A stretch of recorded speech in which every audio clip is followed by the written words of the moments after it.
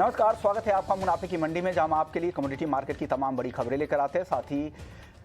साथ ही intraday positional और long term के हिसाब से भी आपके लिए बेहतरीन ट्रेडिंग कॉल्स भी लेकर आते हैं। आज हमारे साथ 5 खास मेहमान हैं। सुनील कटके हैं, हेड कमोडिटी हैं रिटेल बिजनेस के कोटक सिक्योरिटीज से। तपन पटेल हैं, सीनियर रिसर्च एनालिस्ट है HDFC सिक्योरिटीज से। जिगर त्रिवेदी हैं, आनंद राठी सिक्योरिटीज से। आप तीनों मेहमानों का स्वागत है। साथ ही आगे हमारे साथ श्री रेणुका शुगर के एग्जीक्यूटिव चेयरमैन अतुल चतुर्वेदी जी होंगे। साथ ही इस्मा के प्रेसिडेंट आदित्य झुंझुनवाला साहब भी होंगे। लेकिन चलिए सबसे पहले देख लेते हैं आज की कुछ बड़ी खबरें जिन पर आपको नजर रखनी चाहिए। सबसे पहले गोल्ड की बात करें तो आज एक रेंज में कारोबार हो रहा है। हालांकि रुपए में जो तेजी आई है, जो रिकवरी आई है, उसका यहाँ पर दबाव दिख रहा है। 51,300 रुपए के नीचे MCX पर गोल्ड कारोबार कर रहा है। चांदी की बात करें तो 400 से 500 रुपए की गिरावट यहाँ दिख रही है।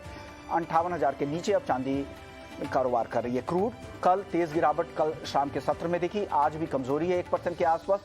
$99 के आसपास ब्रेंट क्रूड का भाव आ गया है। नेचुरल गैस मांग कम है, मंदी की चिंता है। 640 के आसपास MCX पर कारोबार हो रहा है। इंटरनेशनल मार्केट में भी ऊपरी स्तरों से दाम अब काफी कम हो गए हैं। कॉपर लगातार जो आर्थिक आंकड़े आ रहा है यूएस के, जापान के या चाइना के, वो लगातार कमजोर है। चीन के जो फैक्ट्री डेटा आए थे वो काफी कमजोर थे। आज काफी कमजोरी सारे ही बेस मेटल्स में दिख रही है। कॉपर 1.5% से ज्यादा, जिंक 2% गिर गया है, 1.25% तक एल्युमिनियम, लेड में भी आधे से 0.25% तक की गिरावट दिख रही है। चलिए अब एग्री मार्केट की बात करते तो मेंथा जहां पर कम उत्पादन से सपोर्ट है, 1020 के आसपास यहां पर भाव है MCX मेंथा का। कॉटन मुनाफा वसूली का दबाव है। बारिश से जो फसलों को जो नुकसान हुआ था उस खबर के बाद जो तेजी आई थी वो तेजी अब कम हो रही है। ऊपरी स्तरों पर दबाव अब दिख रहा है। हल्दी अनुमान से कम बुआई के आंकड़े हैं। हालांकि आज के सत्र में हल्दी वायदा रेंज में है। 7,750 रुपए के आसपास कारोबार हो रहा है। जीरा कमजोरी के साथ यहाँ पर कारोबार हो रहा है। 24,000 के आसपास जीरा वायदा आधे % से ज्यादा की गिरावट दिखा रहा है। धनिया दायरे में कारोबार है। 11,900 के नीचे NCDX पर धनिया वायदा, हल्की कमजोरी यहां भी दिख रही है। चलिए अब आगे बढ़ते हैं और सबसे पहले आज हम बात करेंगे शुगर की, और हमारे साथ आदित्य झुंझुनवाला साहब हैं, प्रेसिडेंट है इस्मा के। सर स्वागत है आपका ET नाउ स्वदेश पर। आदित्य सर, आप पहला सवाल होगा कि हमें सोर्सेस के हवाले से ये खबर मिल रही है कि चीनी के दाम कम हो रहे हैं। दाम कम क्यों हो रहे हैं, और चीनी मिलों का संगठन है तो आप लोग कितनी दाम चीनी के दाम बढ़ाए गए हैं, तो कितने दाम बढ़ाए गए हैं मिलों की तरफ से, और क्या ये दाम आगे भी बढ़ सकते हैं क्या? अगर आप देखें तो अब पिछले 2 महीनों में चीनी में ज्यादा गिरावट आई थी। जो चीनी के भाव हैं वो ज्यादा गिर गए थे, और जो 34 रुपए, अगर उत्तर प्रदेश की बात करें तो 34 साढ़े 34 रुपए में थे, और महाराष्ट्र में इसकी जो सेल प्राइस थी वो 32 रुपए पे आ गई थी।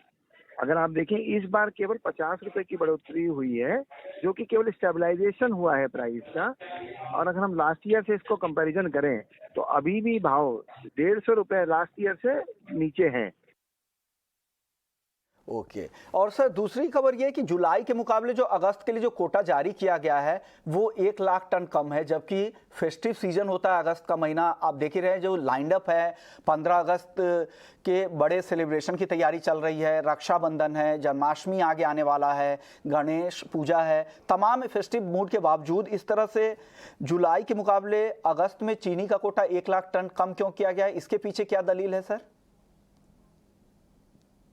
नहीं, जो लोएस्ट प्राइस गए थे, अगर हम उत्तर प्रदेश की बात करें तो लोएस्ट प्राइस जो उत्तर प्रदेश के गए थे वो 35 रुपए उत्तर प्रदेश में प्राइसेस थे, जो आज बढ़ के 3575 रुपए के प्राइसेस हैं। ओके सर, एक और सवाल आपसे होगा, क्या चीनी के मौजूदा दाम आपको कैसे लग रहा है? क्या ये वाजिब है जो करंट मार्केट प्राइस है? जहाँ तक इंडस्ट्री का सवाल है, एक बैलेंस करना पड़ेगा कोटे को भी और चीनी के दामों को भी, क्योंकि चीनी के दामों से ही गन्ने का दाम, पेमेंट किसानों का और लागत जो चीनी मिलों की है उसको भी सरकार को ध्यान में रखना होगा। और अभी हमारी जो डिमांड है, अभी भी हमारे हिसाब से सरकार चीनी के दाम लास्ट ईयर की वजह से भी और जो हमारी कॉस्ट प्राइस है उससे भी बहुत कम है। तो क्या सर आपको क्या लग रहा है, दाम आगे और बढ़ सकते हैं क्या? ये केवल मिलों के हाथ में नहीं है दाम बढ़ाना, ये डिमांड एंड सप्लाई है। और हमारी जो सोच है, कम से कम हमारे चीनी के दाम 37 रुपए सरकार से फिक्स होने चाहिए। ओके। ओके, यानी इनको लग रहा है कि चीनी के दाम 37 रुपये प्रति किलो फिक्स करना चाहिए। इस्मा के प्रेसिडेंट थे आदित्य झुनझुनवाला साहब, और साथ ही उन्होंने ये भी कहा कि चीनी के दाम पिछले कुछ महीने में काफ़ी गिर गए थे, तो प्राइस स्टेबलाइजेशन के तहत ये दाम अब ऊपर आए हैं और यहाँ से भी दाम और बढ़ने की गुंजाइश है, क्योंकि मिलों को नुकसान है, करंट लेवल पर भी नुकसान हो रहा है। तो 37 रुपये प्रति किलो के हिसाब से भाव फिक्स मिलों के लिए एक प्राइस फिक्स करने की यहाँ पर मांग है। चलिए, हमारे साथ अतुल चतुर्वेदी जी भी हैं, एग्जीक्यूटिव चेयरमैन है श्री रेणुका शुगर्स के। सर, स्वागत है आपका ईटी नाउ स्वदेश पर। सर, चीनी के दाम क्यों अचानक से मिलों ने बढ़ा दिए हैं?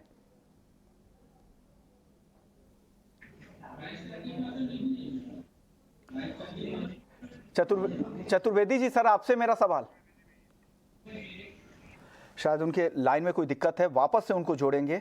लेकिन जो चीनी के दाम है, आपको बता दें कि चीनी के जो दाम 1300 रुपये प्रति टन तक बढ़े हैं, और दाम बढ़कर जो M30 के जो प्राइस हैं वो 3450 से 3500 रुपये प्रति क्विंटल के आसपास जो हुआ करती थी, वो बढ़कर अब 3575 से 3625 रुपये प्रति क्विंटल हो गए हैं। और मंथली कोटा कम होने से बाजार को लगता है कि सप्लाई की दिक्कतें यहाँ पर हो सकती है, क्योंकि अगस्त का महीना फेस्टिव सीजन की शुरुआत अगस्त के महीने से हो जाती है। बड़े फेस्टिवल यहाँ पर लाइंड अप है और मांग डिमांड यहाँ से काफ़ी ऊपर रह सकते हैं। और जो कोटा है वो 22 लाख टन है, जबकि जुलाई के महीने में 23 लाख टन था। हालांकि इस्मा के प्रेसिडेंट थे, उनकी दलील ये थी कि कोटा मानसून की वजह से डिमांड कम रहती है शुगर की, इसलिए कोटा कम है, और कोटा पिछले सीजन के आसपास का ही कोटा है, तो इसलिए चिंता करने की बात नहीं है। और उनको लग रहा है कि दाम भी बहुत ज़्यादा नहीं बढ़े हैं, क्योंकि पिछले कुछ महीने में दाम कम हो गए थे, उस वजह से दाम प्राइस स्टेबलाइजेशन के तहत यहाँ पर बढ़ाए गए थे। और उनको लग रहा है कि दाम और बढ़ाकर 37 रुपये प्रति किलो एक मिल प्राइस फिक्स किया जाना चाहिए, क्योंकि उसी प्राइस से मिलें अपना कॉस्ट निकालेंगी और साथ ही किसानों को भी गन्ना का भुगतान होगा।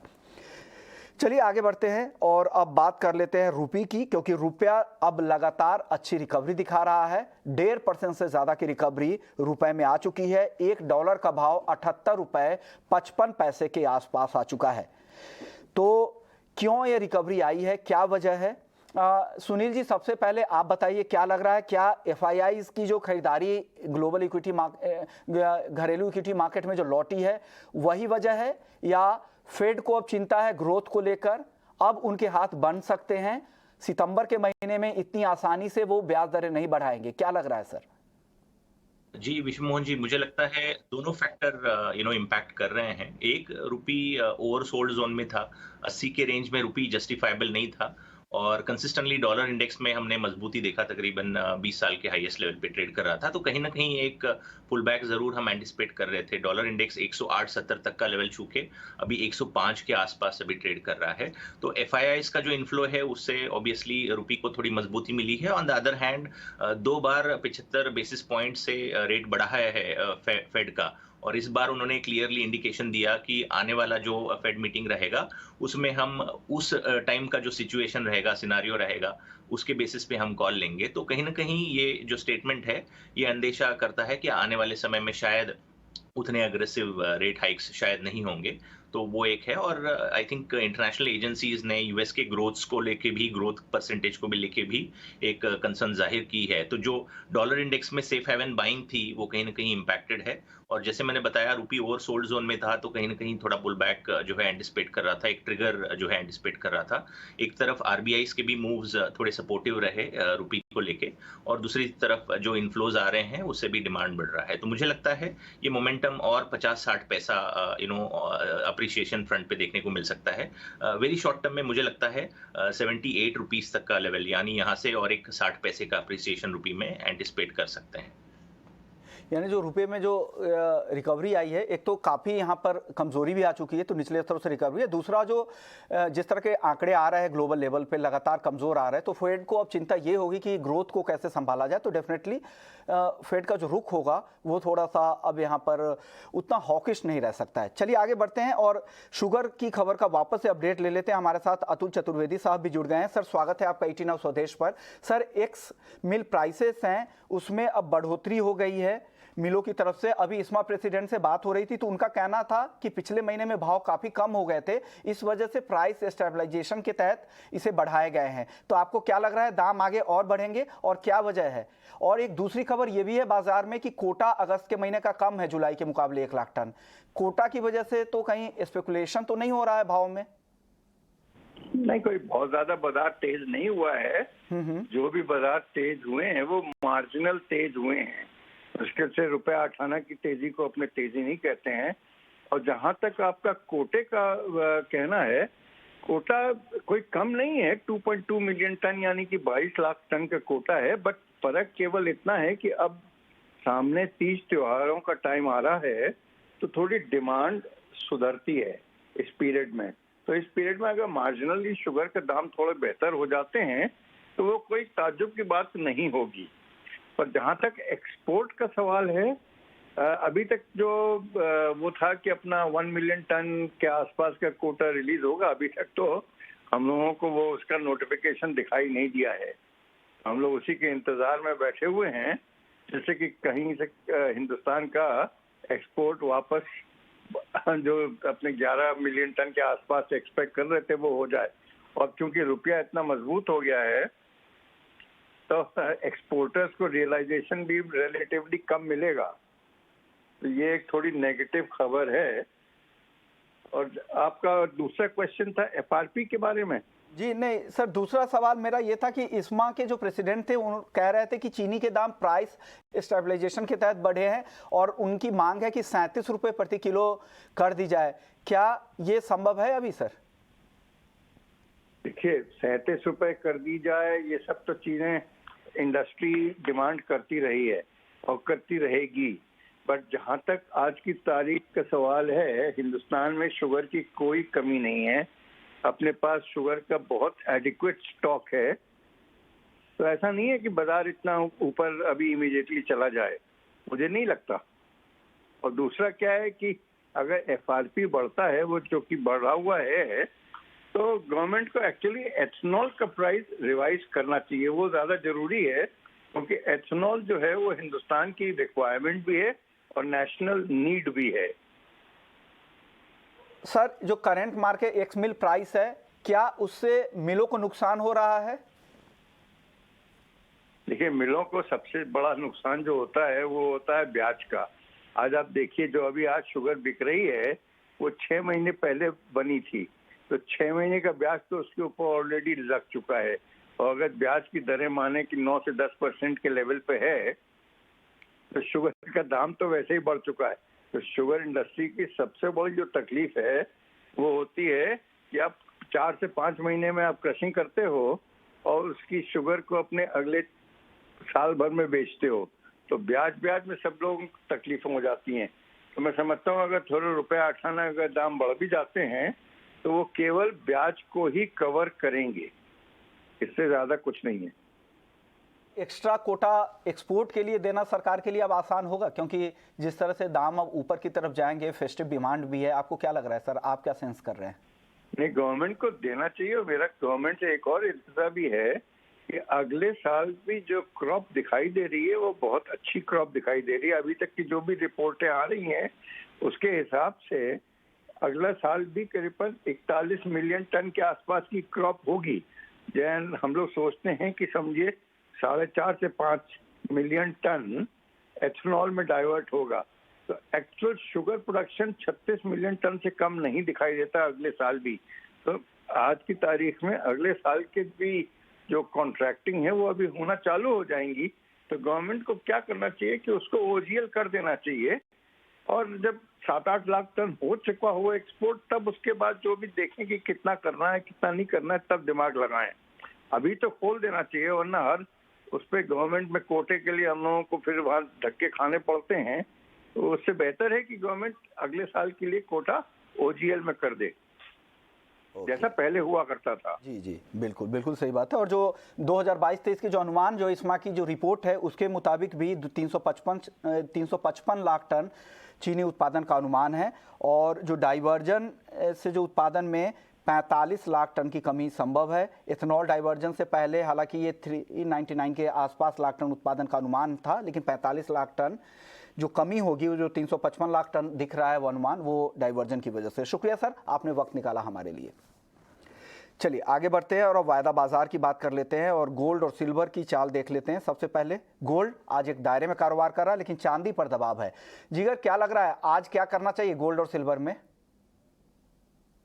Good morning. सी, मुझे लग रहा है गोल्ड में आज थोड़ा बहुत प्रेशर बन सकता है। ऑल्दो जो यूएस और चाइना के बीच में डेवलपमेंट हो रहा है, टेंशंस क्रिएट हो रहे हैं, हो सकता है जियोपॉलिटिकल टेंशंस की वजह से इन्वेस्टमेंट डिमांड बढ़ जाए, लेकिन जिस तरीके से रुपये में मजबूती लौट के आई है, चाहे वो वीक डॉलर हो, ओवरनाइट क्रूड में जो फॉल आया था वो हो, या एफआईआई इन्फ्लोज हो, सो रुपये में रिकवरी दिख रही है। एंड मुझे गोल्ड लग रहा है 1760 1755 के लेवल देखने को मिल सकते हैं। ऑल्दो ये वीक का जो एक फोकस रहेगा वो रहेगा नॉन फार्म पेरोल्स पे, जो फ्राइडे को आने वाला है number, that will be really important.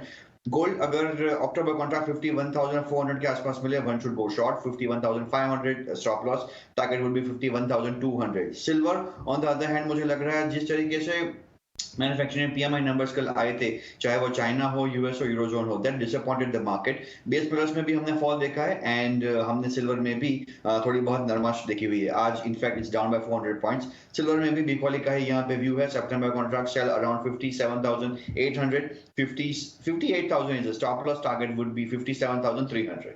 Okay, आपका व्यू क्या होगा तपन गोल्ड और सिल्वर में आज के लिए? जी गुड मॉर्निंग जी। मुझे लग रहा है gold comparatively narrow trading range जो है वो मेंटेन करेगा, क्योंकि टग ऑफ वॉर सिचुएशन रह सकती है ट्रेडर्स और इन्वेस्टर्स के लिए, क्योंकि कॉमेक्स में प्राइसेस फर्म ट्रेडिंग रहेगी, लेकिन रुपी अप्रिशिएशन के कारण यहाँ पे प्राइस में दबा रहेगा। तो एमसीएक्स में मुझे लग रहा है कि जो रेंज रहेगी 51,200 से लेके ऊपर में 51,600 की ये रेंज रहेगी। तो ट्रेडिंग के लिहाज से मैं गोल्ड को अवॉइड करना चाहूंगा, लेकिन सिल्वर में ट्रेड ले सकते हैं। सिल्वर में सेलिंग का व्यू रह सकता है, बेस मेटल में प्रेशर है और जो इंडस्ट्रियल डिमांड जो है उसके ऊपर कंसर्न है, तो जिसके कारण 58,000 के लेवल से सिल्वर में सेल कर सकते हैं। 57,300 का टारगेट रहेगा, स्टॉप लॉस 58,500 का रख के सिल्वर में सेल कर सकते हैं। अब सुनील जी, आपका व्यू बुलियन मार्केट पर क्या होगा? आपको क्या लग रहा है रुपए में जिस तरह से रिकवरी दिख रही है, हालांकि जो इंटरनेशनल फैक्टर्स है वो गोल्ड के लिए सपोर्टिव हो सकते हैं क्योंकि ग्लोबल ग्रोथ को लेकर चिंता है, ब्याज दरें अब तेजी से नहीं बढ़ेंगे, लेकिन घरेलू बाजार में रुपए का दबाव दिख रहा है, तो क्या करना चाहिए गोल्ड और सिल्वर में आज?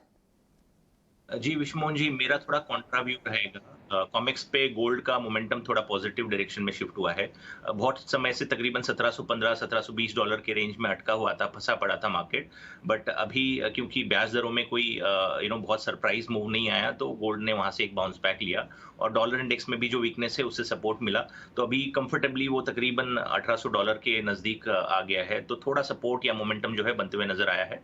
बट जो गोल्ड में इंटरनेशनल मार्केट में तेजी देखने को मिली है, वो डोमेस्टिक मार्केट में उतना खास इंपैक्ट देखने को नहीं मिला, क्योंकि डॉलर के मुकाबले रुपया तकरीबन $1.5 एक डॉलर का अप्रिसिएशन देखने को मिला, जिससे तकरीबन डोमेस्टिक मार्केट में 800 रुपए तक का डिस्काउंट जो है हमें रुपये अप्रिसिएशन की वजह से देखने को मिला।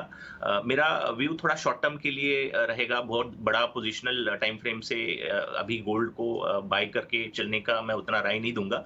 छोटे टारगेट के लिए अगर किसी को करना है तो जो करंट फंडामेंटल है, डॉलर इंडेक्स 105-10 रेंज में चल रहा है, ट्रेजरी यील्ड्स अभी 3% से गिर के 2.5% के आसपास आ रही हैं, इन्फ्लेशनरी कंसर्न्स हैं, गोल्ड का थोड़ा बहुत सेफ हेवन अपील अभी फिर से यूएस और चाइना का जो ताइवान को लेके तनातनी है उसका थोड़ा मार्केट में बज है, तो उसका सपोर्ट मिल सकता है।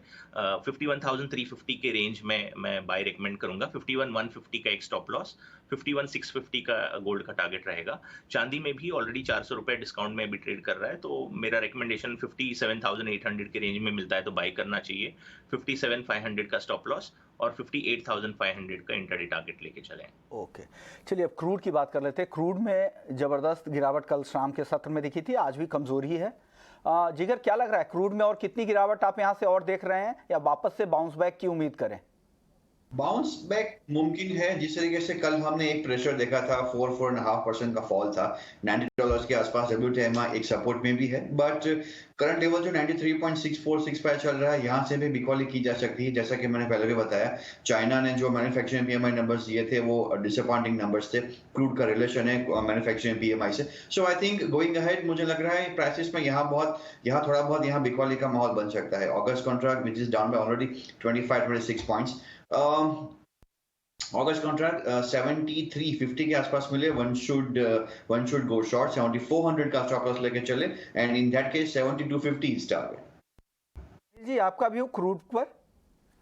जी, मुझे भी लगता है कि थोड़ा दबाव ज़रूर मेंटेन करेगा क्रूड ऑयल के मार्केट में। अगर हम फंडामेंटल की बात करते हैं तो यूएस की इन्वेंटरीज़ थोड़ी बढ़ के हैं। 2020 अप्रैल के लेवल तक यूएस का प्रोडक्शन राइज़ हुआ है।